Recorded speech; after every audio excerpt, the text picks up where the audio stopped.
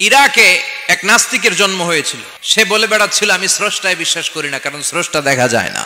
ইরাকের লোকেরা বলল আমাদের একজন ইমাম আছে, নাম নুমান ইবনে সাবিত, যাকে আমরা আবু হানিফা বলে চিনি। সবাই বলল তুমি যে স্রষ্টারে খুঁজে পাও না, আমাদের ইমাম তোমারে স্রষ্টা দেখায় দিবে।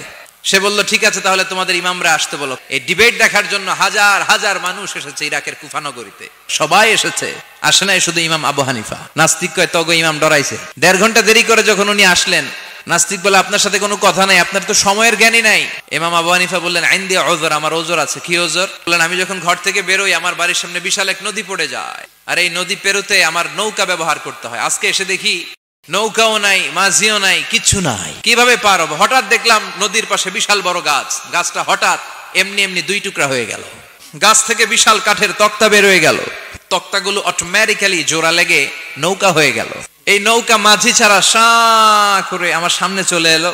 আমি নৌকায় বিসমিল্লাহ বলে বসে পড়লাম। হঠাৎ নৌকা আমারে টান দিয়ে ওপারে নিয়ে এলো। তারপর আমি আপনার এই ময়দানে ছুটে এসেছি। এই যে গাছ কাটা, তক্তা হওয়া, নৌকা হওয়া, মাঝি ছাড়া চলা, এই প্রসেসিং হতে আমার 2 ঘন্টা সময় লেগেছে। I am extremely sorry for that. নাস্তিক নেতা বলে তোকে ইমাম গাঞ্জা খাইছে, তোদের ইমাম মজনুন, জুন্না আলাই, মাথার তার সিরা নিয়ে যা। ইমাম আবু হানিফা বললেন ময়দানে আমারে গালি দিলেন কেন? নাস্তিক বলে কেমন কথা আপনি বলেন?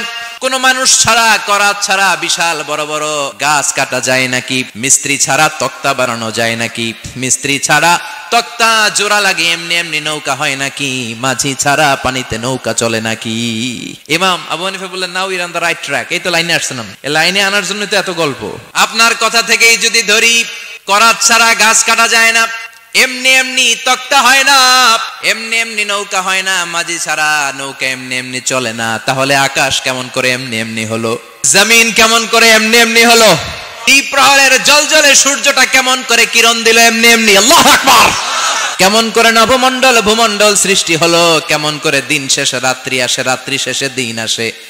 ওইটা যদি এমনি এমনি না হয়, মহাবিশ্বের এই সুন্দর বসুন্ধরার সবকিছু কেমন করে এমনি এমনি হয়? নাস্তিক কয় হায় হায়, আসলেই তো আমি একটা উল্লুক্কা পাঠা, আসলেই তো আমি হাদারাম, এইভাবে তো ভেবে দেখি নাই। আসলে তো এগুলো এমনি এমনি হয় না।